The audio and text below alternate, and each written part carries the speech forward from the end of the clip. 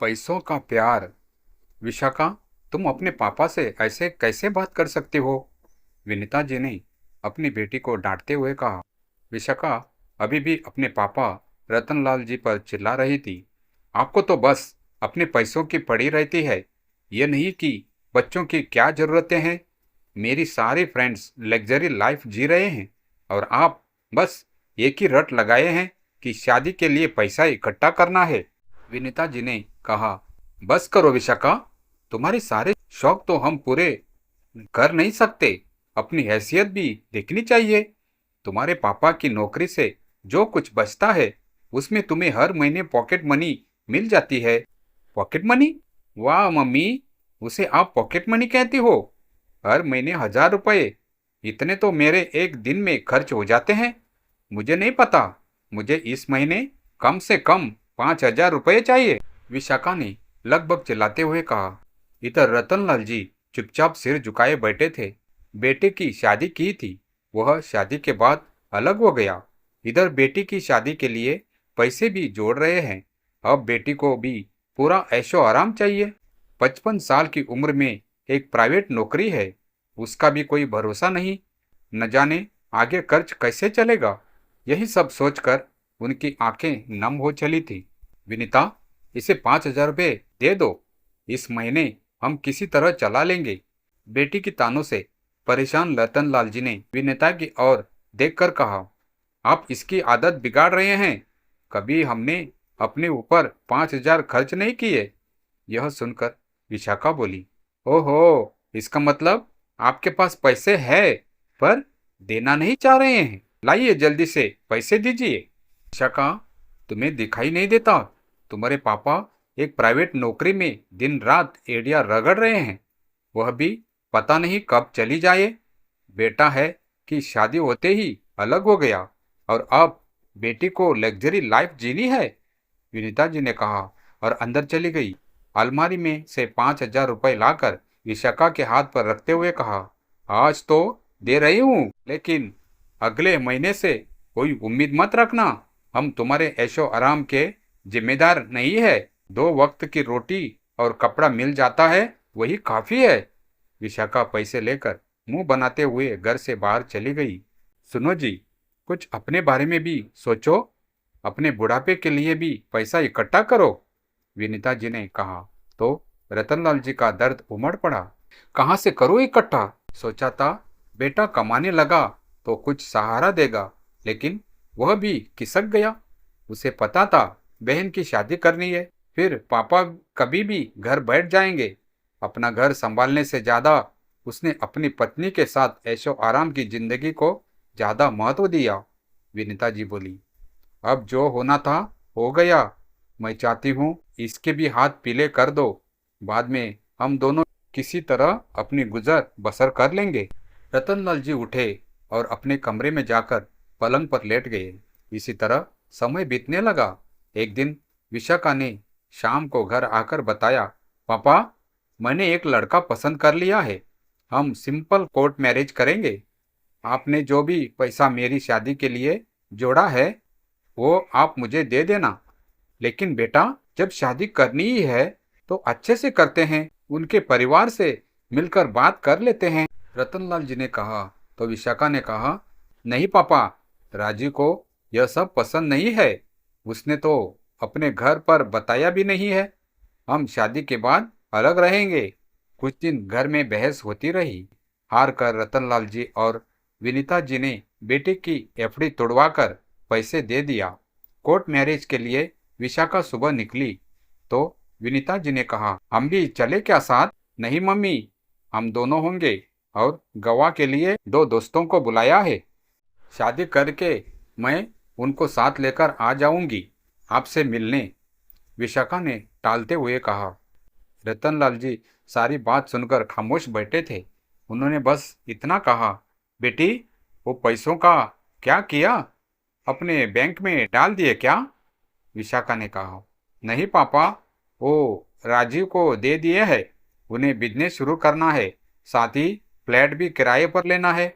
आज सब फाइनल हो जाएगा। विशाखा सज संवर कर घर से निकल गई। शाम तक बेटी के इंतजार में घर सजाकर विनीता जी इंतजार करती रही, लेकिन विशाखा नहीं आई।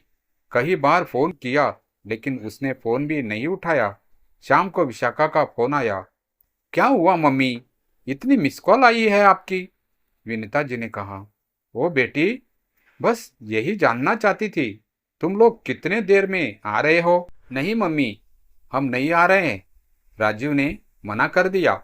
उसने कहा, जब मैंने अपने घर वालों को छोड़ दिया तो तुम भी छोड़ दो। वैसे भी आपके पास अब बचा ही क्या है देने को? मेरे पैसे मैंने ले लिए, अब आप मुझे भूल ही जाओ। विशाखा का जवाब सुनकर विनीता जी का दिल धक से बैठ गया। वो वही सोफे पर बैठ गई। रतनलाल जी ने देखा तो जल्दी से पानी लाकर उन्हें दिया। पानी पीकर उन्होंने कहा, क्या इसी दिन के लिए औलाद को पालते हैं? बच्चों की खुशियों में शामिल होने का हमें कोई हक नहीं है? क्या सारा रिश्ता बस पैसों का ही है? रतनलाल जी के पूछने पर उन्होंने सारी बात बता दी। आज उनकी बेटी की शादी थी, जिसके लिए रतनलाल जी ने पूरा जीवन एक एक पैसा जोड़ा था। आज बेटी का जवाब सुनकर दोनों गम में डूब गए। आज घर में चूल्हा भी ठंडा पड़ा था, कुछ खाने का मन ही नहीं था। दोनों ऐसे ही सो गए। सोना भी क्या, दोनों एक दूसरे से अपने आंसू पोंछते अंधेरे में रो रहे थे। एक सप्ताह ऐसे ही बीत गया। एक दिन उनका बेटा रवि घर आया और बोला, आप लोगों ने विशाखा की शादी कर ली और मुझे बताया भी नहीं। इतना पराया कर दिया कि मैं अपनी बहन की शादी भी न देख सका। वाह बेटा, बड़ी जल्दी याद आ गई बहन की शादी की। वैसे भी हम ही शादी में शामिल नहीं हुए, तो तुझे क्या बताते? विनीता जी ने सारी बात बता दी। रवि ने तुरंत विशाखा को फोन मिलाया। दूसरे ओर से किसी के रोने की आवाज आई।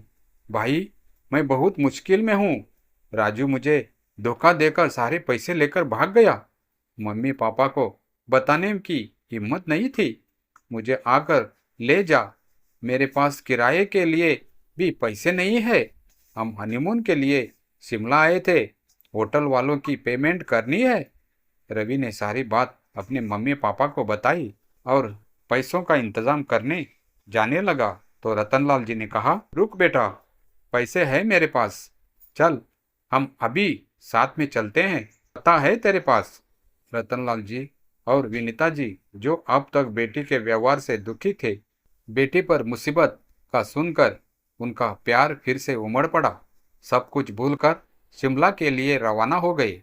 रेल का सफर लंबा था, लेकिन हर पल रतनलाल जी और विनीता जी के मन में एक ही बात थी, हमारी बेटी सुरक्षित रहे, ये सबसे जरूरी है। मन का गुस्सा, दर्द सब एक और था और बेटी के आंसू उनके हृदय को छलनी कर रहे थे। होटल पहुंचते पहुंचते रात हो गई। रिसेप्शन पर पता चला कि एक लड़की कमरे में अकेली है और रो रही है। जैसे ही दरवाजा खोला गया, विशाखा दौड़कर विनीता जी के गले लग गई। उसके आंसू रुक नहीं रहे थे। माफ कर दो मम्मी पापा, बहुत बड़ी गलती कर दी मैंने। आपने जो पैसे जीवन भर जोड़े थे, वो सब मैंने उस इंसान को दे दिए जिसे मैं जानती भी नहीं थी। विशाखा फूट फूट कर रो रही थी। रतनलाल जी ने उसका सिर सहलाते हुए कहा, बेटा, इंसान गलती करता है, लेकिन अपनों को पहचानने में देरी नहीं करनी चाहिए। हम तुझे छोड़ने नहीं आए हैं, लेने आए हैं। घर वापसी की ट्रेन में विशाखा खिड़की के पास बैठी थी। हर स्टेशन पर वो अपनी आंखों से बाहर झांकती और जैसे अपने अतीत की गलियों में झांकती। अब वो शांत थी, लज्जित थी और पश्चाताप में डूबी हुई थी। रवि ने उसका हाथ थामकर कहा, बहन, आज भी तुझे कोई ठेस पहुंचे तो सबसे पहले मैं सामने खड़ा मिलूंगा। घर लौटने के बाद घर का दरवाजा जब खुला तो वही सन्नाटा था, लेकिन अब एक साथ 3 लोगों की सांसें उस घर में गूंज रही थी। विनीता जी ने चुपचाप रसोई में जाकर चाय चढ़ा दी। विशाखा कमरे के एक कोने में जाकर धीरे से बोली, पापा, मैं नौकरी करूंगी।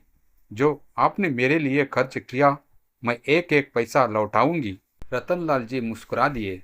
बेटा, अगर लौटाना ही है तो एक वादा कर, आगे चलकर अपने माँ बाप की कदर करेगी, रिश्तों की अहमियत समझेगी। विशाखा ने सिर झुका लिया और उनके पैरों को पकड़ लिया। समय बीतता गया और विशाखा ने एक निजी कंपनी में नौकरी पकड़ ली। ऑफिस के बाद घर के कामों में भी हाथ बटाने लगी। उसकी आंखों में अब न कोई लालच था, न कोई शिकायत, बस एक संकल्प था, अपनी गलती का प्रायश्चित करना। एक दिन रतनलाल जी ने चुपचाप विनीता जी से कहा, अब लगता है हमारी बेटी फिर से हमारी बिटिया बन गई है। विनीता जी मुस्कुरा दी। बेटियां कभी पराई नहीं होती, बस राह भटक जाती है। जो लौट आए वो ही असली रोशनी है। कभी कभी बच्चे वही करते हैं जो उन्हें नहीं करना चाहिए। जब वह पछताते हैं और लौटते हैं तो उन्हें अपनाना ही रिश्तों की असली गरिमा होती है।